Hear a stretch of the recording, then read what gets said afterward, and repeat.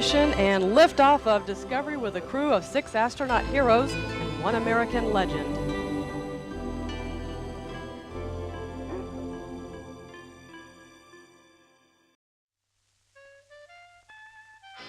Den John Herschel Glenn gouf 1921 zu Ohio geboren.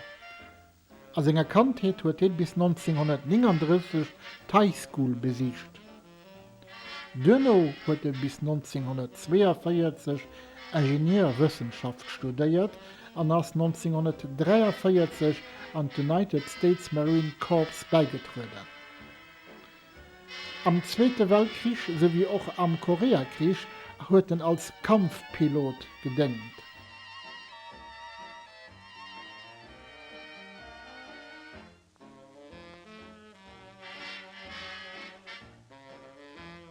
Später ass er auch do als Testpilot engagiert gin.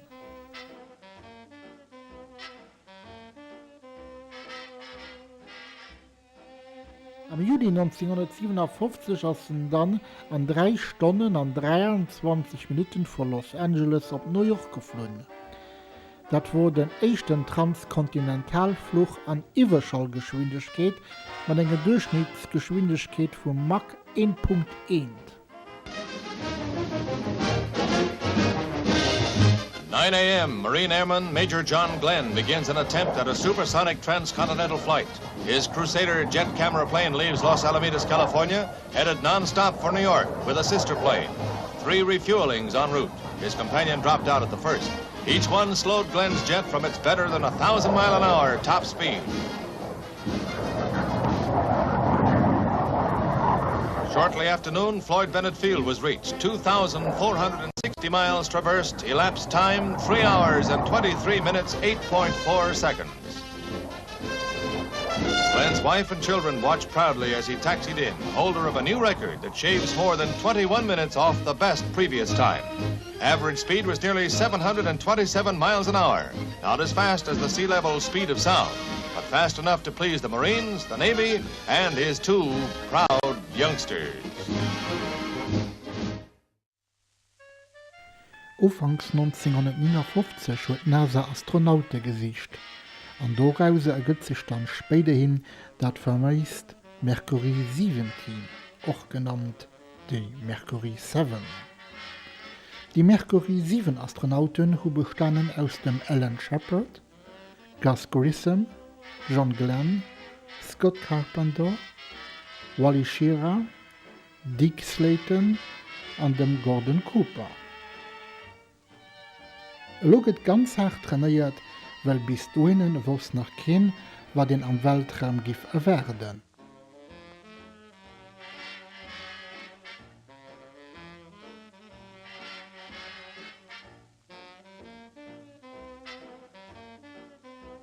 Nur 2 ballistischen erfolgreichen Flüge vom John Glenn und vom Gus Grissom waren endlich John Glenn seinem großen Dach.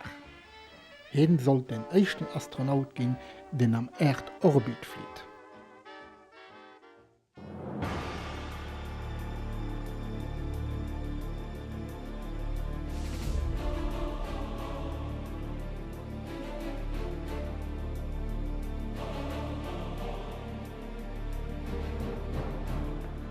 Missile arm, 1 minute 15 seconds. Standing by, Captain. RM system, go. Propulsion, go. Den John Glenn hat eigentlich auch für ballistische Flüge bei einer Redstone-Rakete trainiert. Es kann den hinweisen, einen Orbitalflug zu machen, weil zwischenzeitlich die Russen sich mit Juri Gagarin an dem German Titov dasselbe getraut hatten. Den 20. Februar 1962 konnte du losgehen mit dem Start von der Friendship 7.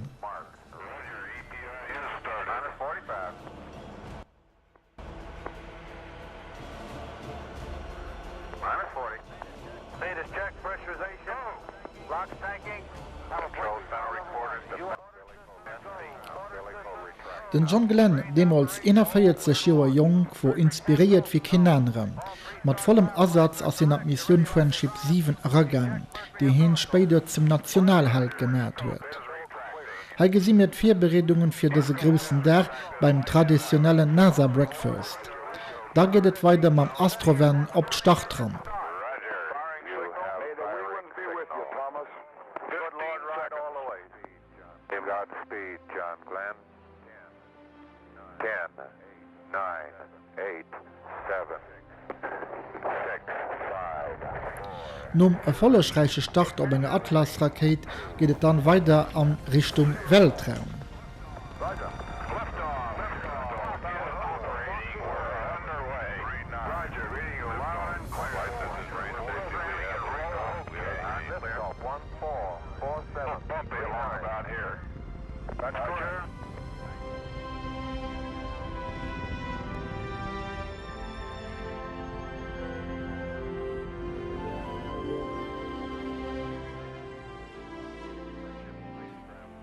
Den Glenn hat am ersten Orbit gesot, wie beandrucksvoll het hin het fën, den ersten Sonnenuntergang über dem Indischen Ozean derfen Matze erleben.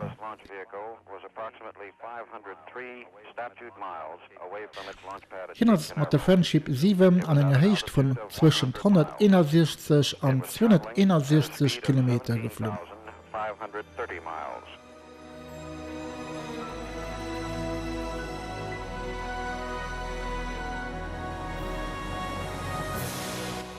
De Glenn hat mat technische Probleme zu kämpfen. Neben dem Problem mit der Lagerhaltung am ständigen Rückgehen von den Temperaturen an der Kapsel, wurde für allem zuerst von einer Kontrollliedchen die gegangen ist. It's probably a failure of malfunction of the micro switch. We had it valid here, and we also had it valid over at the hangar on TM. I would like to ask some of the other stations to look at it. They don't normally look at it. Compression 7. We are recommending that you leave the retro package on through the entire re-entry. This means that you will have to override the 05G switch, which is expected to occur at 0443. This also means that you will have to manually retract the scope. Do you read? This is Friendship 7. What is the reason for this? Bemol waren andere Sorgen abgekriegt. Et huet die Gemeng zu wissen, dass Tützschild von der Kapsel los war. Dat hat den sicheren Tod gedauert beim Re-Entry an der Atmosphäre. Trotz den warmen Temperaturen an der Kapsel hat den John Glenn Nerven behalten und ist ganz cool an den Re-Entry-Manöver gegangen, das heißt, nur an Durchbremsen für an der Atmosphäre.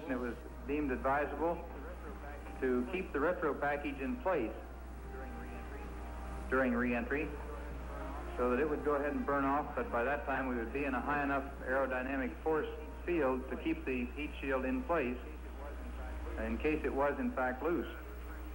This is Friendship 7. I think the pack just let go. This is Friendship 7, a real fireball outside. 65 Kilometer Entfernung vom ausgewählten Landeplatz wäsch, als der Glenn dann sicher gelandet. Nur 17 Minuten wurde John Glenn dann Schiff und er gouf zum Nationalheld. Missionsdauer von dem John Glenn seiner ersten Mission waren 4 Stunden und 55 Minuten.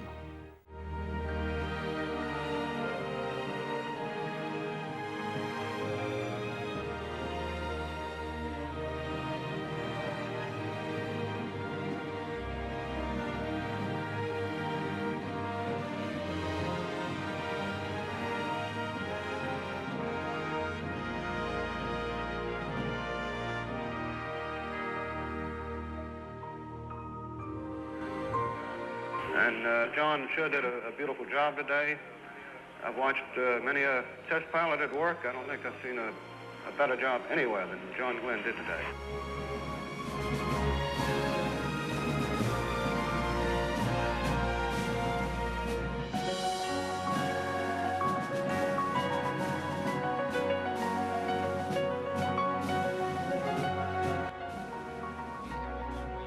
We have a long way to go in the space race. We started late.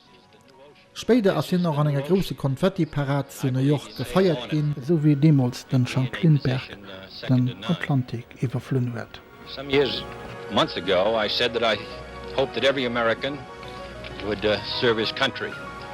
Today, Colonel Glenn served his, and we all express our thanks to him.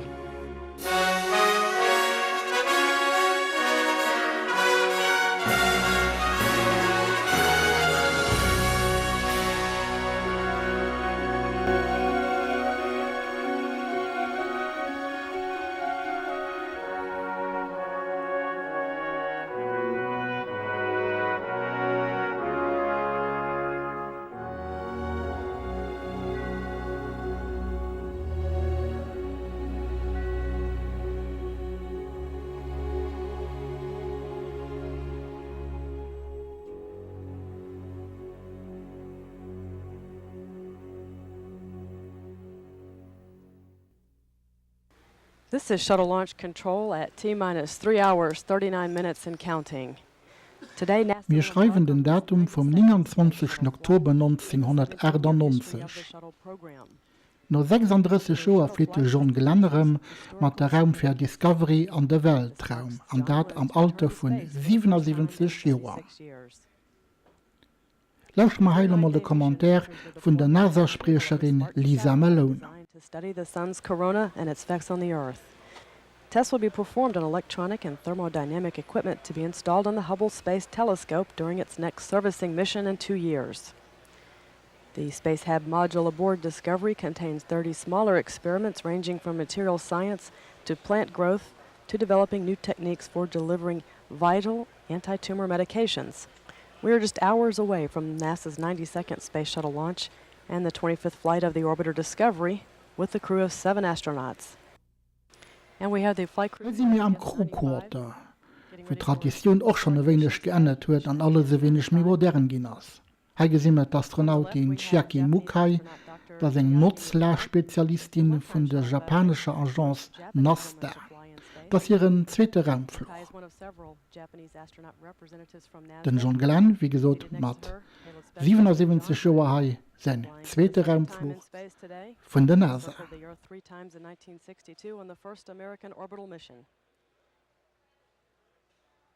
Hier der Pilot Stephen Lindsay, dem sein zweiter Raumflug durch ist. Der 5. Raumflug ist der für den Curtis Brown, der Kommandant auf dieser Mission ist.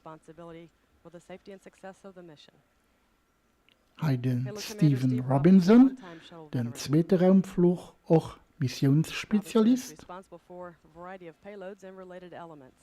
Dann der Pedro Duque, ein Spanier von der Europäischen Weltraumagence ESA, das ist sein erster Raumflug. An den Scott Parazinski, dem sein dritten Raumflug das, in als Missionsspezialist. Crew has been awake for about an hour now, seated around at the breakfast table. And in the center of the table we have a traditional cake with the insignia for this flight, bearing the number 7.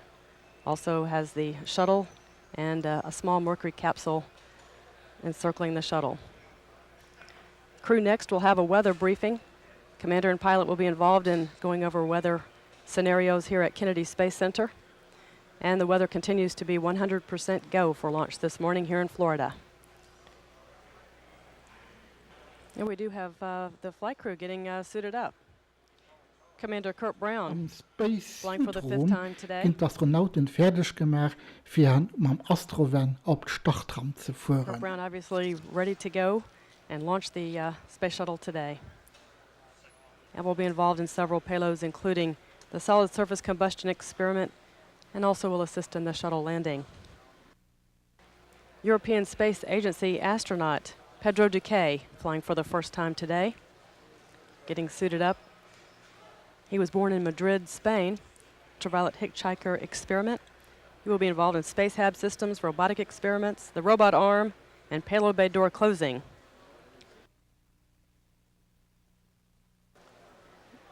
Next we have Mission Specialist 2, astronaut Scott Parazinski, making his 3rd flight today. He serves as the flight engineer and will assist the commander and pilot with ascent and re-entry checklists and in monitoring the vehicle systems. NASA astronaut Chiaki Mukai. She's flying into space for the second time today. She was the first female astronaut from Japan. And we've got payload specialist number 2, John Glenn. This was his second flight into space today. He's going through various checks required, making sure that we can circulate air into the spacesuits. There's lots of checks performed in the suit-up room to verify all systems on the suits are operating, and we'll be able to support launch today. Wat gesieht aus den sogenannten Firing Room, von do aus den Space Shuttle gestartet wird. Natürlich gehen für rund Tausenden von Parametern überprüft. Pilot Steve Lindsay behind Dr. Mukai. Ein Bild, wo Presseleute immer gerne gesehen, die Astronauten gehen raus an Richtung Astronaut, an einen prominenten Leute, damals ab Cape Canaveral, wo auch den damaligen amerikanischen Präsident Bill Clinton. And Commander Kurt Brown going inside the Astro van.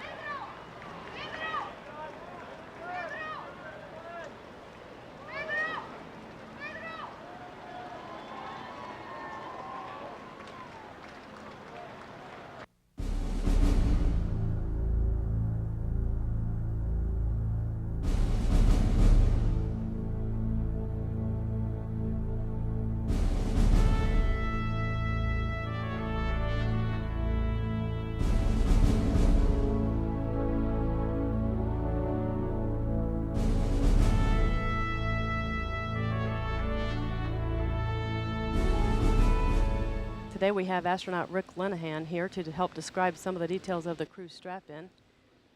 So Commander pulling Bilder himself up, aus dem getting into Space position Shuttle, there. wo die Leute aus dem sogenannten White Room den Astronauten helfen, Platz zu holen. You think of it, some people think of it, and I know I did at first, as looking like an airplane, because you normally see it in a flying configuration or on the ground. But when you're in a launch configuration, you're obviously on your back with the orbiter's nose pointing straight up in the air. So the spatial reality, I guess, of when you first walk in there can be a little bit disconcerting, because the floor becomes the wall, and the wall becomes the ceiling, and vice versa. And so you have to learn how to crawl in what handholds you can use and where you can put your knees and feet and hands, so you're not touching switches or important things like that, but yet also be able to move around and position yourself to get up into the seat. Now you get a shot here of the mid-deck, and you can see Carlos is there, and here comes Chiaki. And there's the handhold we talked about a second ago in terms of what she can use to maneuver herself into her seat. And now she's laying on the back of her seat, and you can see that she laid down on the parachute with her harness on, and she's positioning herself now so Carlos can get the straps and everything configured so she's able to be strapped in efficiently.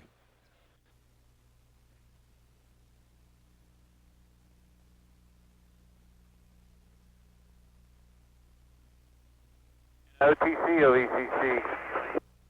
Gleich haben wir auch nach den Astronaut Scott Carpenter NASA NBC Desk, wo den John Glenn einen ganz berühmten Satz mit auf We den are Weg pleased hat. to be joined this afternoon by another of NASA's original 7 Mercury astronauts, Scott Carpenter, and he has a special message for the crew aboard Discovery. Yes, at this point in the count, it seems appropriate to say to the shuttle Discovery crew, good luck, have a safe flight, and to say once again, Godspeed, John Glenn. CDR Launch Director. Go ahead, Launch Director. Kurt, the launch team is go. Your vehicle's ready. The weather's beautiful out there. On behalf of the entire launch team, you and the crew of Discovery have a great mission. Thank you very much, sir, and Discovery's crew is definitely ready to go, and we would like you to proceed. Orbiter access arm now moving away from the shuttle Gleich Discovery. spielen vier As we Start, get a final glimpse ehe of es the losgeht. cockpit. An das Jahr With the 7 sind für astronauts die allererste Kehr heiß ablesbare STS-95. Kameran im Werk. The orbiter flight control systems are being moved through their pre-programmed pattern, and they will be Letztes Mal lauert die Startsequenz original von der NASA mit Lisa Meloni. Flight True OTC, close and lock your visors, initiate O2. And on this historic mission, let the wings of Discovery lift us onto the future. And CDR copies, we'll close our visors and go to pseudo 2. T-minus 15. T-minus 10, 9, 8. We have a go for engine start. 5, 4, 3, 2, 1. Booster ignition and liftoff of Discovery with a crew of 6 astronaut heroes and 1 American legend. Houston Discovery, roll program. Roger, roll, Discovery. Das genau 20 Jahre 19, wo von der Startrampe 39B von Cape Canaveral der Shuttle aufgehoben wird.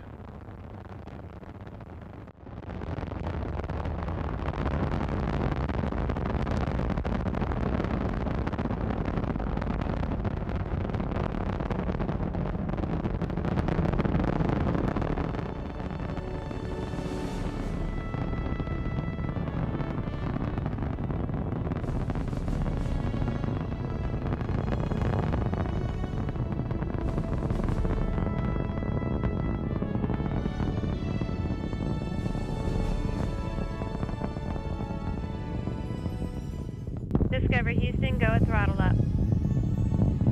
Roger, go at throttle up. Das heißt Volllichtung.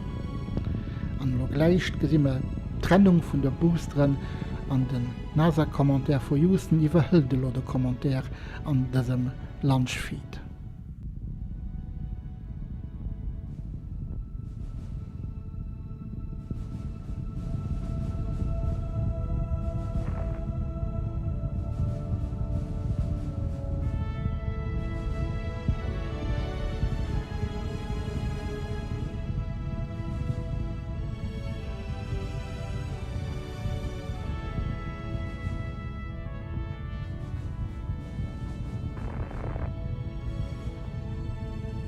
Minute and 50 seconds into the flight. Discovery now at an altitude of 25 miles, traveling at a speed of 2,900 miles an hour. The next event will be burnout and separation of Discovery's twin solid rocket boosters.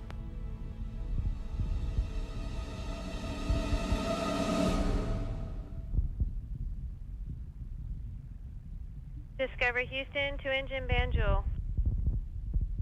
Copy, 2-engine Banjul.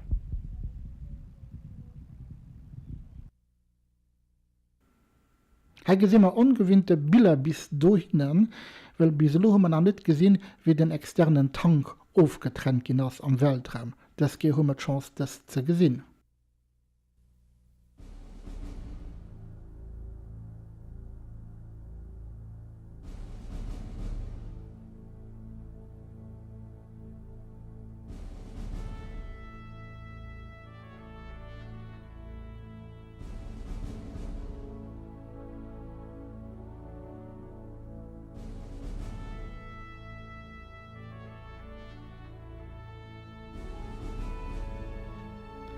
Sobald den Space Shuttle an eng viergeschriebene Bund kennt, möchten seine Dieren op. Das dient zum Killen vom Space Shuttle bei.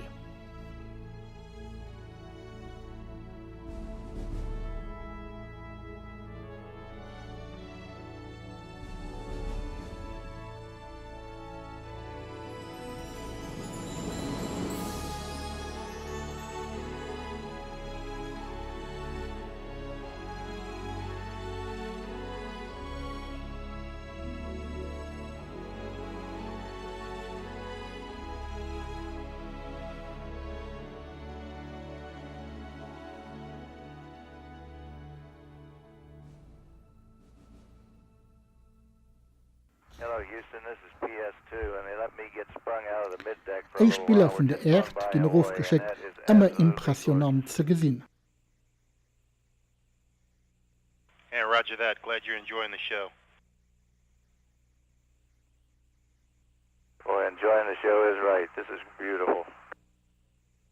The best part is do a trite old statement, 0G, and I feel fine. Roger that. We had a bunch of your friends asking about you today, and they were wondering how you're feeling, and I'm sure they're glad to hear that. First report is great. I don't know what happens on down the line, but today is beautiful and great, and Hawaii is just, I just can't even describe it. Well, I dare say you'll see that view a couple more times before you come back. And Beamer, let the record show that that John has a smile on his face, and it goes from one ear to the other one, and we haven't been able to remove it yet. Well, that's just great, and that sounds pretty familiar. Yeah, Beamer, and it's really catching, too, because Pedro has the same smile, but he tends to have that all the time, but his is a lot bigger from up here. And Houston Discovery for MET. Go ahead, Discovery. Nachdem dass die Astronauten sich ernst ugedon hun, weisen sie auch schon gern am Bild und schicken das Bild live over Houston an den Mission Control. Mission STS 95 hat folgende Höhepunkte. Die Mission steht ganz am Zeichen von den astronomischen und atmosphärischen Forschung. Während der Mission gouf wir auch den PAN-SAT, da das Petit Amateur Navy Satellite ausgesagt, das ein kleiner Experimentalsatellit, den zu der Datenüberdrohung am Amateurfunk gedient wird. Discovery Houston for Kurt, the ejection system is powered and you are go for deploy on time. Copy, ejection system powered, go for deploy.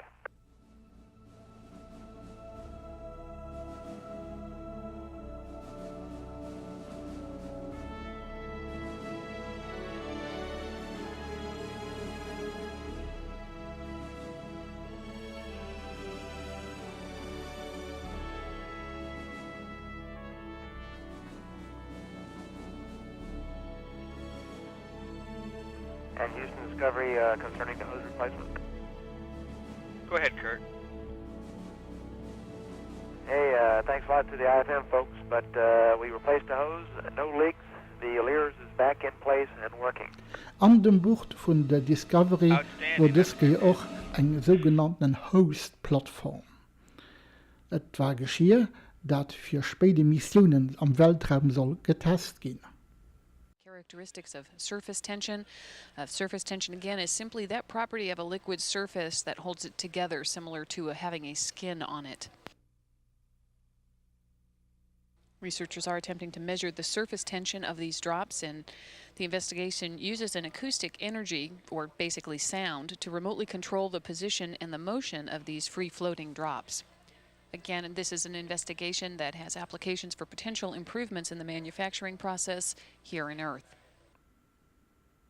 Ebenfalls an der Ladebucht vom Shuttle sind wissenschaftliche Experimente, und zwar als das der Komplex IEH-3, International Extreme Ultraviolet Heat Checker, den aus 6 verschiedenen Einzelexperimenten bestehen wird.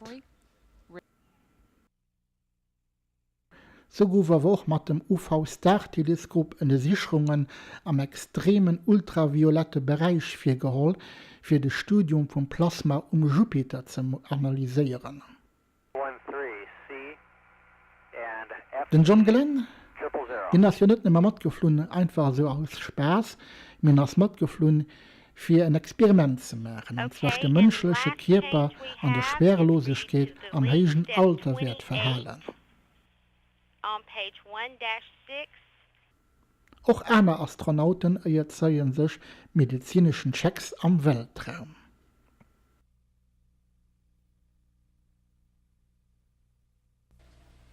The shuttle's robot arm and Spartan are now in what's being referred to as test position number 1. That to provide an opportunity to test the video guidance system, or VGS. This the checkout of a series of targets that are mounted on the structure. Laser lights are bounced off of them to provide data that can be used in the development of an automated docking system for use with the International Space Station. Wie schon gesagt, gouf wir auch von der NASA den Videoguidance zum großen mattgefauertem Shuttle-Arm probiert. für an Zukunft auch besser und die internationale Weltraumstation ISS anzudocken.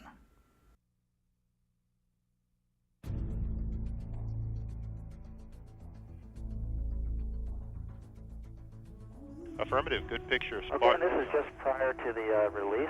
You'll see D1 here, and then pretty soon D2, and you'll see Steve Robinson pull the arm away. There he goes.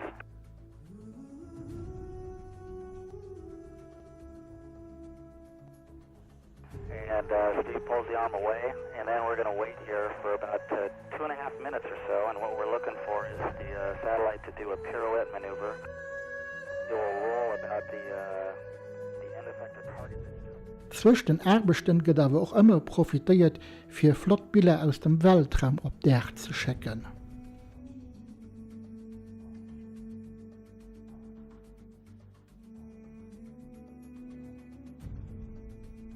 Am Space Hub an der Mitteldeck hat die Besatzung während seiner 9-tägigen Mission eine ganze Gruppe von interessanten Experimenten gemacht.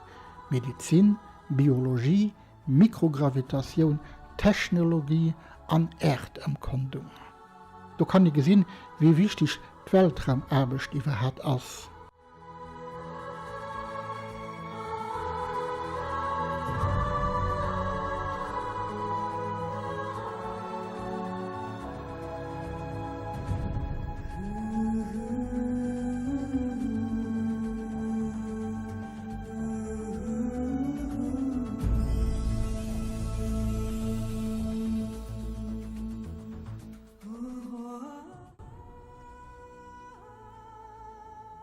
Hier sehen wir, wie Durchfallwasser aufgelöst wird und sich laute Kristallen bilden.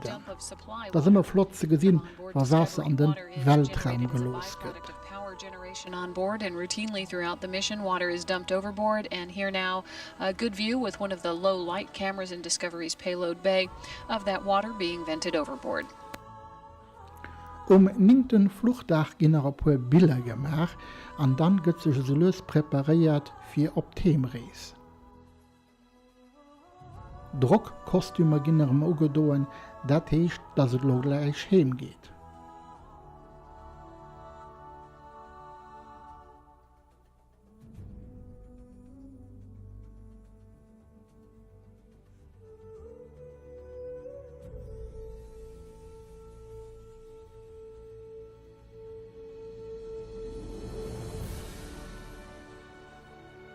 Schließlich ist eine Hexkonzentration vom Kommando an den Pilot gefordert, für den richtigen Winkel zu finden, während der Atmosphäre zu kommen.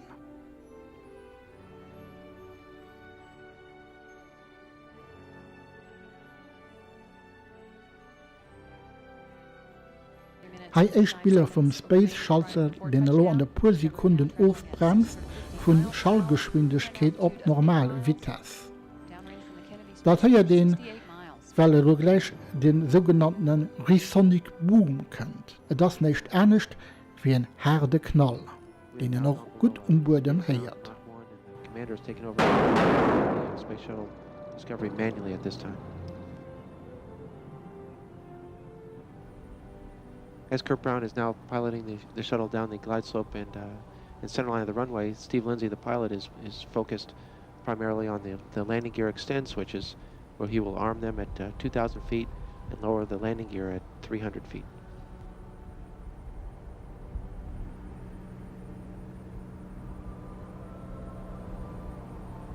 "50 seconds away from touchdown. Discovery now traveling at a speed of 368 miles per hour.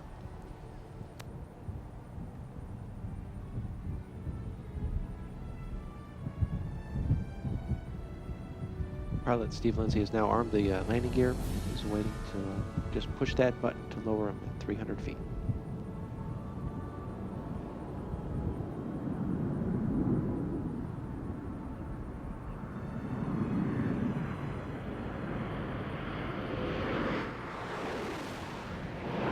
The landing gear is down and locked.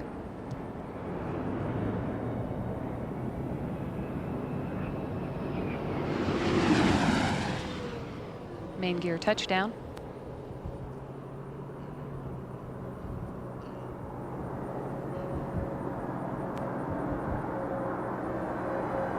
nose gear touchdown. Discovery rolls out on runway 33, concluding a journey of 3.6 million miles and a moment in history.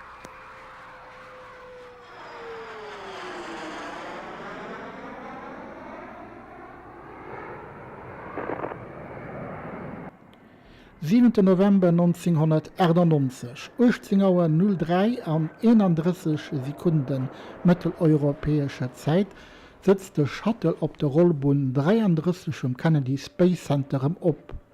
An dat no 9 Dage, 19 Stunden, 55 Minuten an 26 Sekunden. Der gouf dabei 134 Mal umkreist.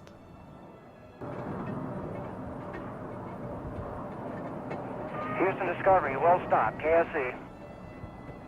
Welcome home, Discovery, and a crew of 7 heroes from a mission dedicated to improving life on Earth.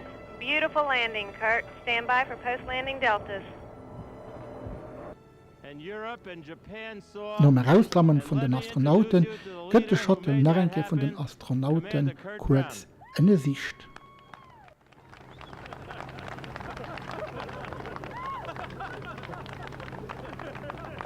Well, I'm not going to say too much because I think Senator Glenn said it all at landing. We had a very successful flight. We wanted to thank KSC for giving us a vehicle Discovery that had absolutely no problems, and we're just very thrilled to bring it back to Kennedy today in the same condition that we left in.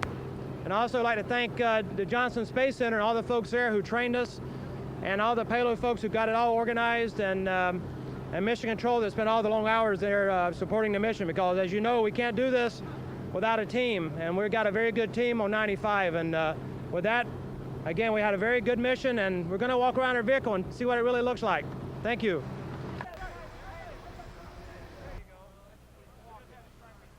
Dat war Mission STS 95.